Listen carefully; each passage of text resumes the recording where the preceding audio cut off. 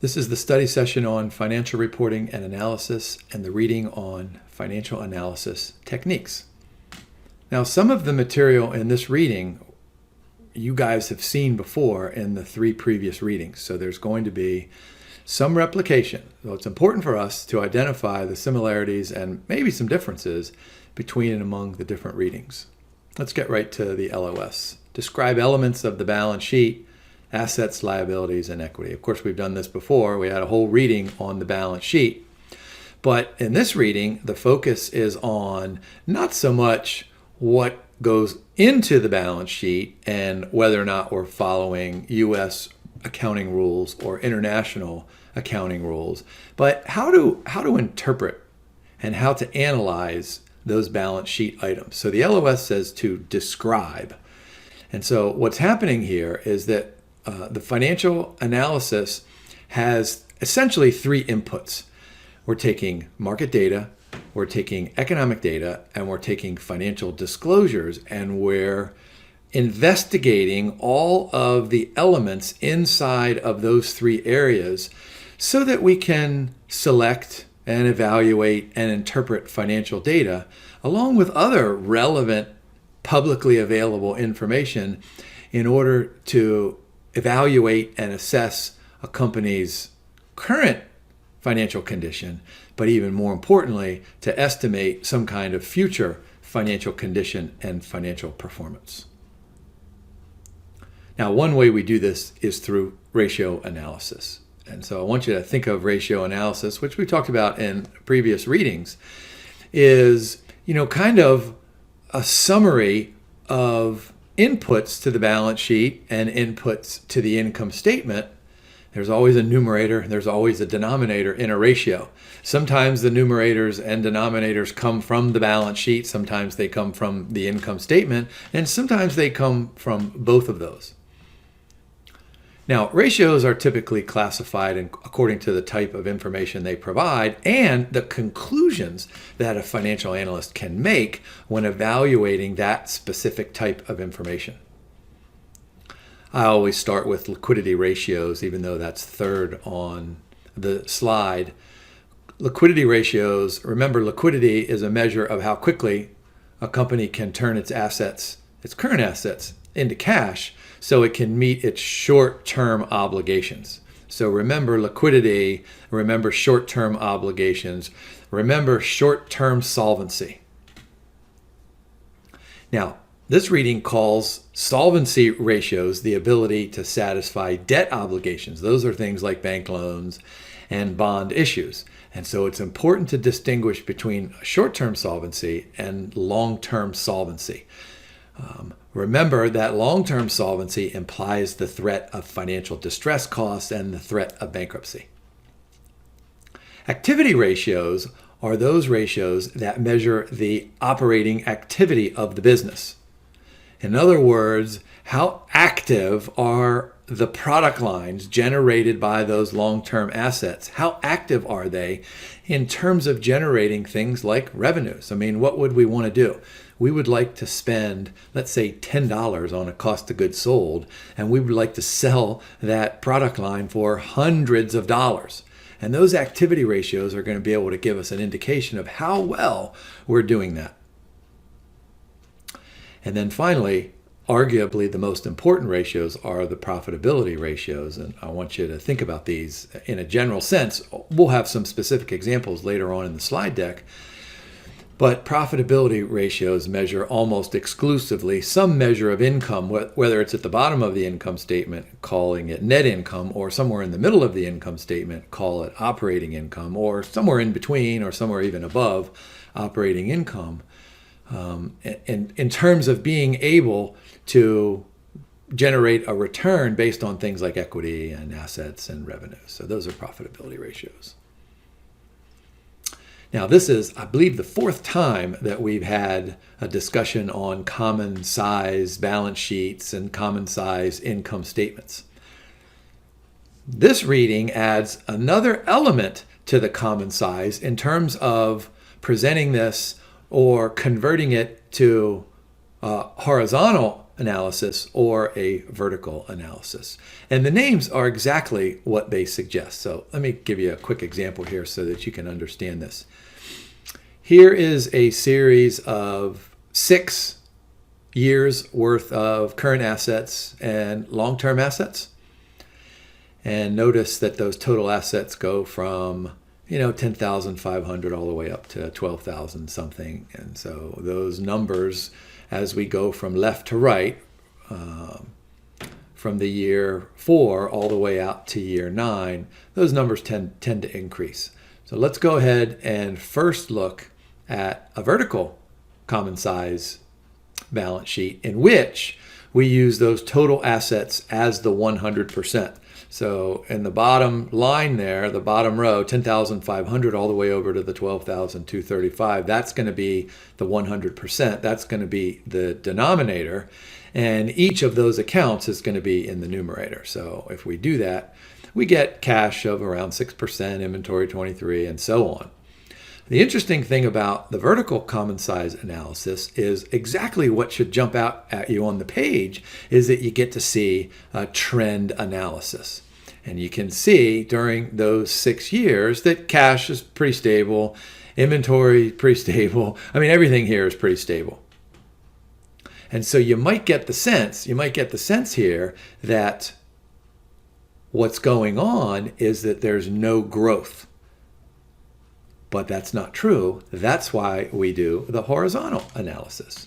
And so each account going down the left-hand column in that initial year, the initial year 4 in this case, those are the 100%. And then as you move to the right, you increase those values. So let me go back to show you just the cash. Cash grows from 6 to 606. So what is that? That's 1%. So there you go. So you have 100% all the way up to 101%. And so as you move forward through that year 9, you get a sense of the growth in each of those accounts. And so let's combine those things. Here we go. Vertical analysis is going to give us some kind of sense of the trend. Here, the horizontal analysis is going to give us some sense of growth. And so it's important to combine those two to understand what's going on the balance sheet. Continuing with this LOS, we're going to look specifically at the ratios. So let's start with activity ratios. Boy, this is a great definition. Number of times assets flow into and out of the company during a period. So think about all the assets.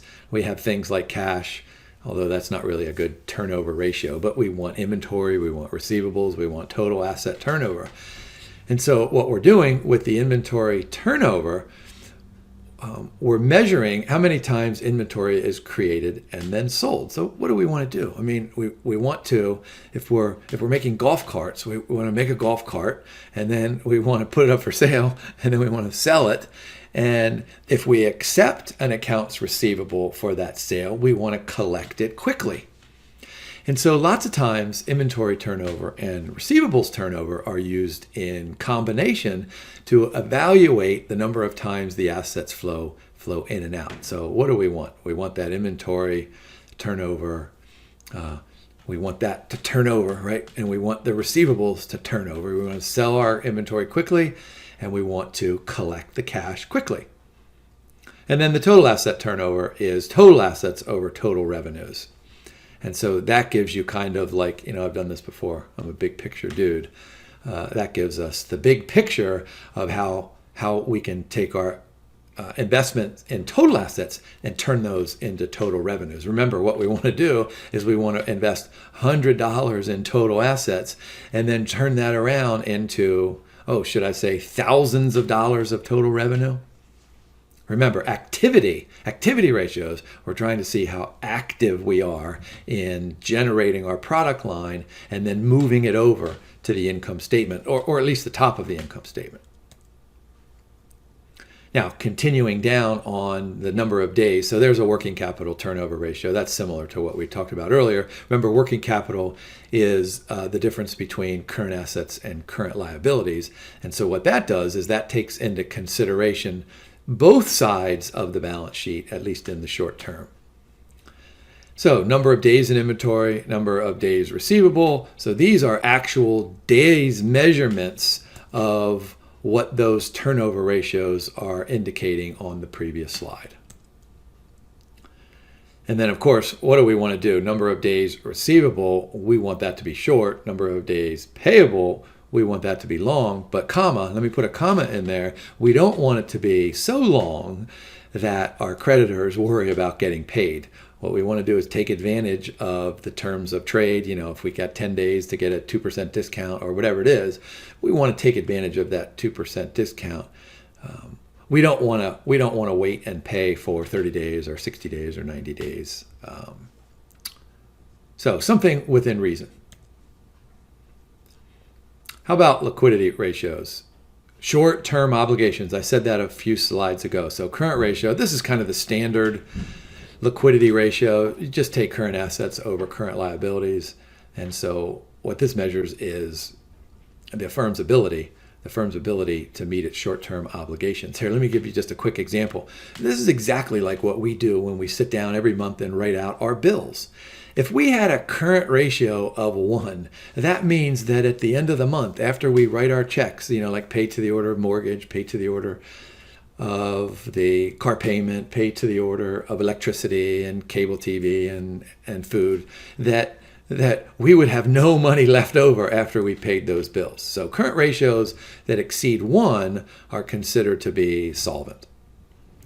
Quick ratio is similar, but it's quick. It's quick because what it does is it removes from that current ratio the effect of inventory, because what firms want to do with their cash and their short-term investments and their receivables is turn those quickly into cash. But some firms, like the golf cart firm that I talked about just a few slides ago, clearly we're not going to sell the golf cart in one day. Like, you guys remember, I always tell you about my days working in the donut factory. I mean, we made a bunch of donuts every day and we sold them that day because they perished. So the quick ratio removes the effect of the inventory. And then the cash ratio is just cash.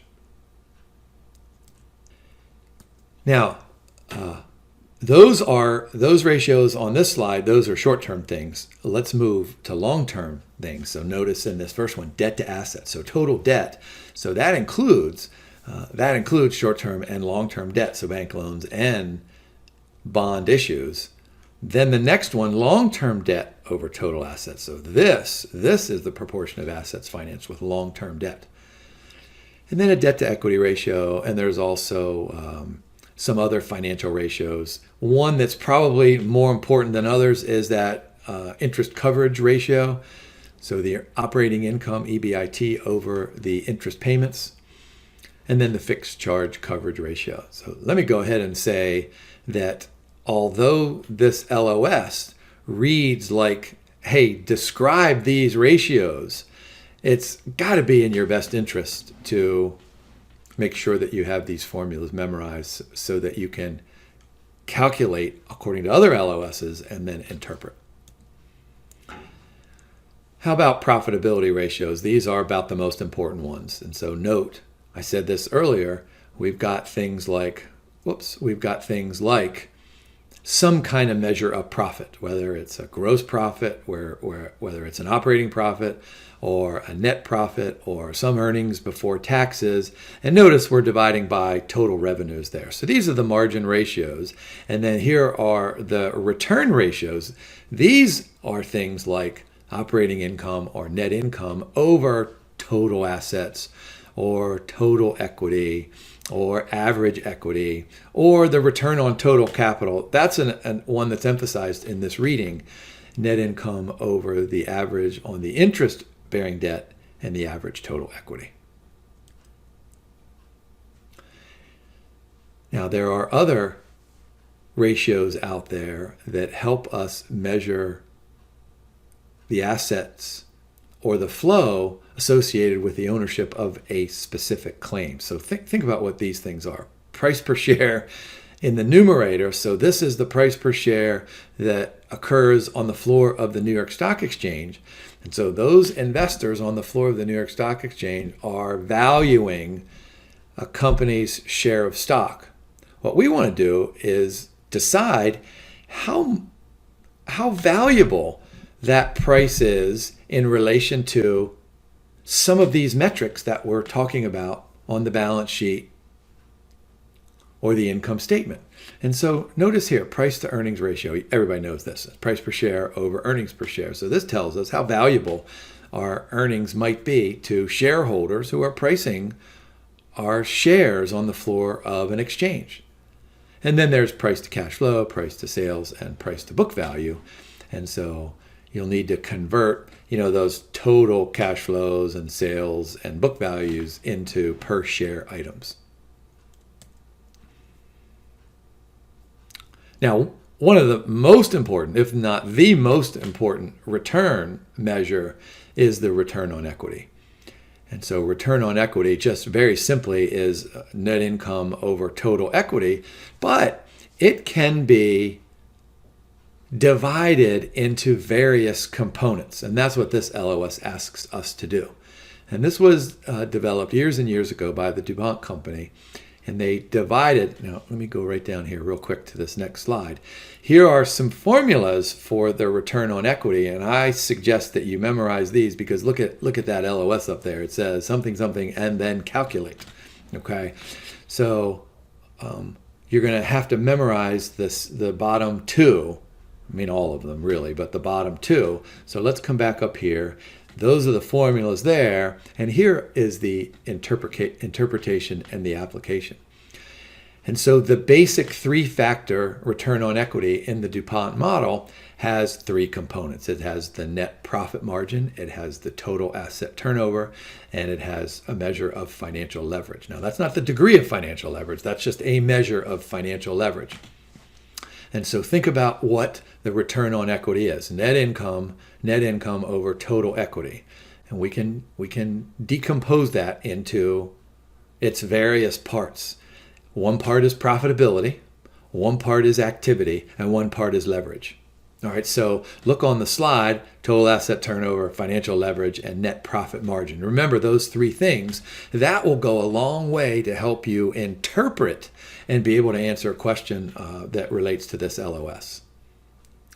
Then the five-factor model then splits the net profit margin into three components, which are operating profit margin, the effect of non-operating items, and then the tax effect.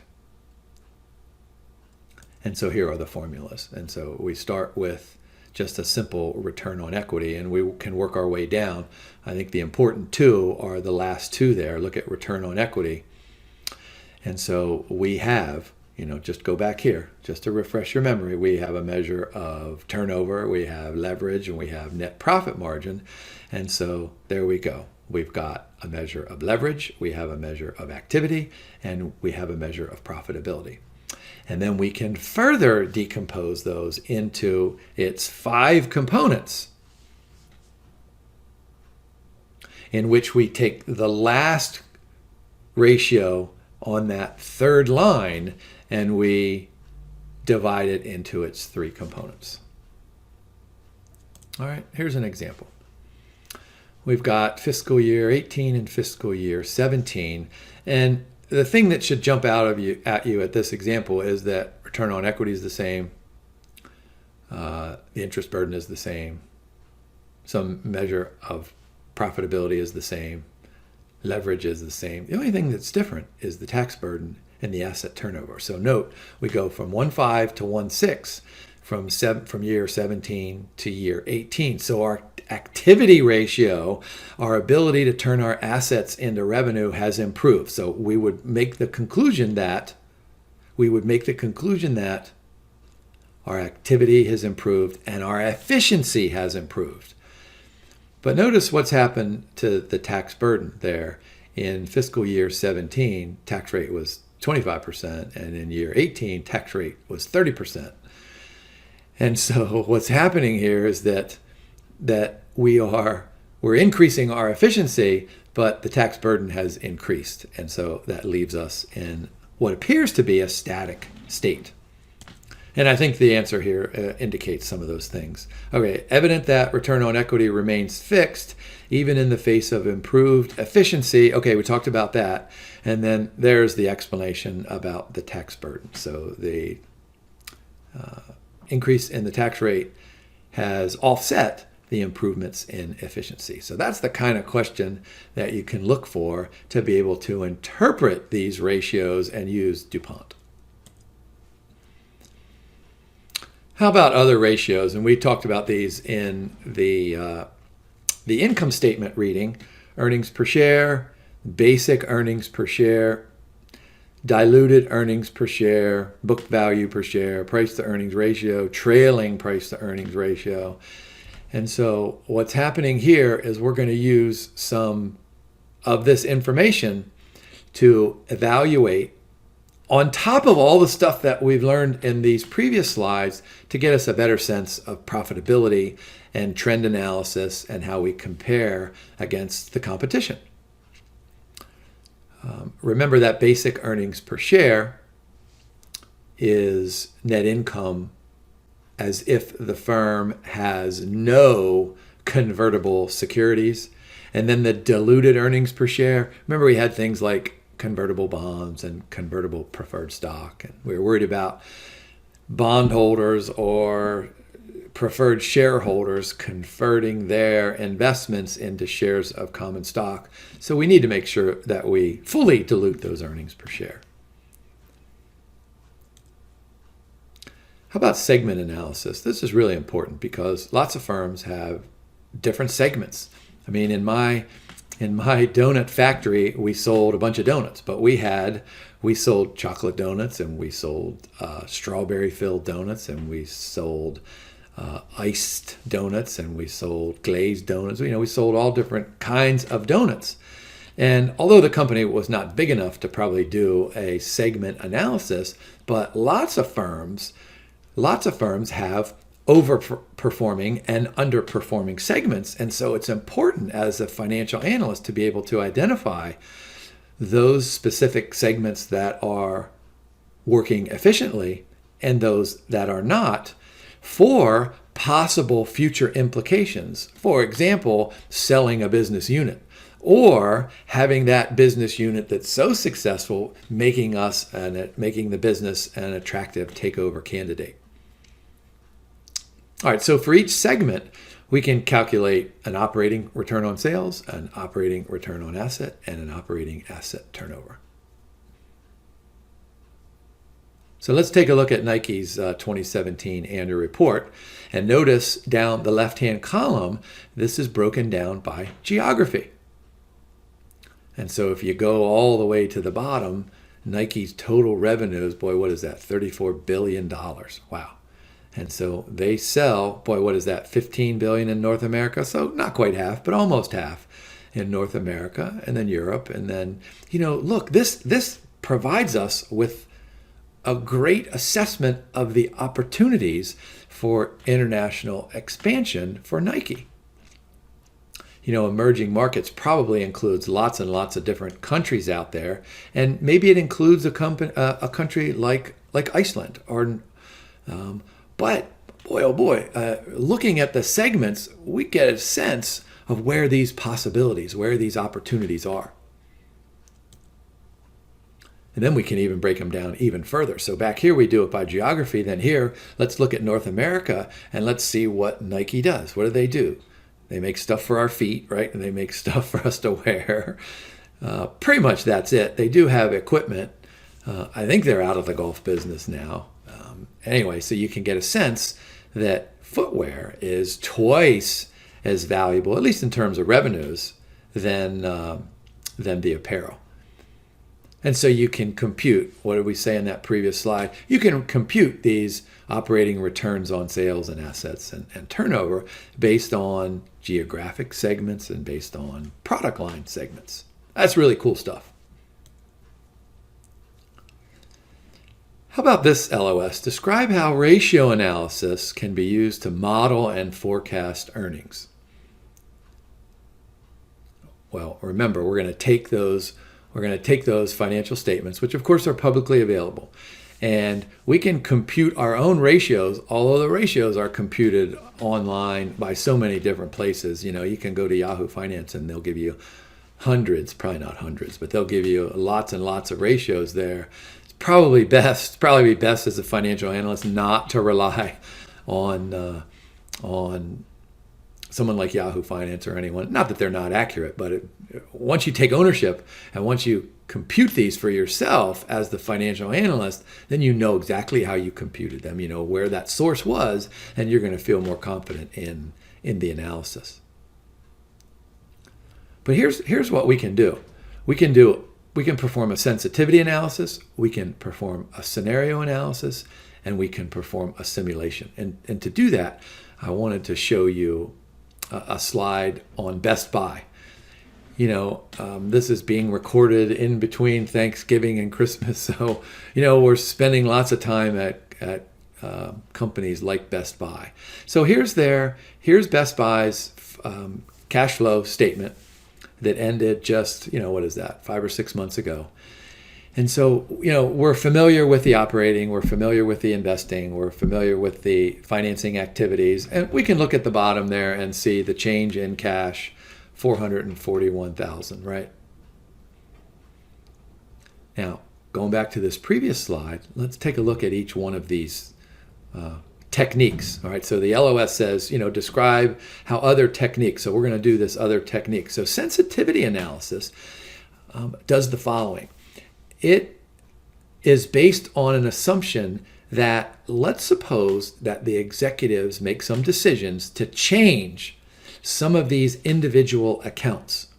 Just take the first line there, depreciation. Remember, depreciation, we have a choice to depreciate it with some of the year's digits or modified or any other kind of depreciation method that the accounting bodies approve of. Suppose Best Buy changes the depreciation method for next year. Well, we can change that line item and see how it affects the cash at the bottom. And we can do that for each individual account. That's what sensitivity analysis is. What if? What if we change? What if the executives make some decisions?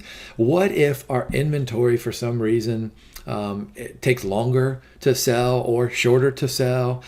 What if we decide to make larger investments, positive net present value projects next year, et cetera, et cetera? Now, the second one, scenario analysis, it's kind of like a big picture thing. It asks the question, what happens if there's an economic event that might change several of these accounts simultaneously?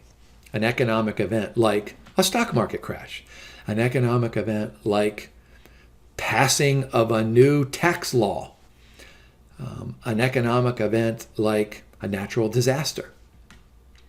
What that's going to do then is that's going to allow us to say, all right, now this economic event could be good news, it could be bad news. Natural disaster, that's probably going to be bad news, right? But what it allows us to do is consider inputs to our cash flow statement, and we can do this with the balance sheet and the income statement as well. It allows us to consider those inputs that change because of factors that we have little or no control over. And then the cool thing, this third one, is a simulation, like, for example, a Monte Carlo simulation. We talked about this in a previous slide deck. What a Monte Carlo simulation and other simulations do is ask the following question. Suppose that we change one of these variables by just a tiny amount, and then we recompute cash. And then we change a different variable by a tiny amount, and then we recompute cash. And then we write an algorithm in there saying, based on these assumptions, all of our ratios that we calculated, like the days of accounts receivable or the current ratio, suppose that those ratios change within some acceptable or reasonable range, what's going to happen to the cash at the bottom of the cash flow statement. And the cool thing with simulation is that you can do this not just 2 or 3 times. I mean, envision an Excel spreadsheet where you can go in and manually change a number and say, okay, now what happens? And now what happens? But no, with simulation, you're doing this in a computer program. You're doing this over and over again, thousands of times, maybe tens of thousands of times. So then you can approach a normal distribution and you can start doing things like computing a confidence interval. How about that? How cool is that to be able to have a confidence interval, 95% confidence interval on the current ratio, or a 95% confidence interval on return on equity. Wow, that's tremendous information that allows financial analysts to make a decision about whether the firm is overvalued or undervalued. Now here's kind of a summary slide of what we've been talking about. We take a sales forecast and we estimate expenses and other things, maybe change in assets and change in liabilities to get cash flow. And then that cycle there on the left-hand side, what do we need to do? We need to forecast the cash flow, forecast leverage, forecast our needs for debt, which will then enable us to forecast our interest expense, which will then enable us to forecast our tax liabilities and tax expense, and then we swing around, and that's a big circle. Okay, that takes us through financial analysis techniques. I think this was a really cool reading because what it does is it really captures the important inputs from the previous 3 readings, the income statement, the balance sheet, and the cash flow. What we've done is kind of put them all together to decide on what are things that are important, what are things that are less important in terms of valuing a company. Next up will be a discussion on inventories.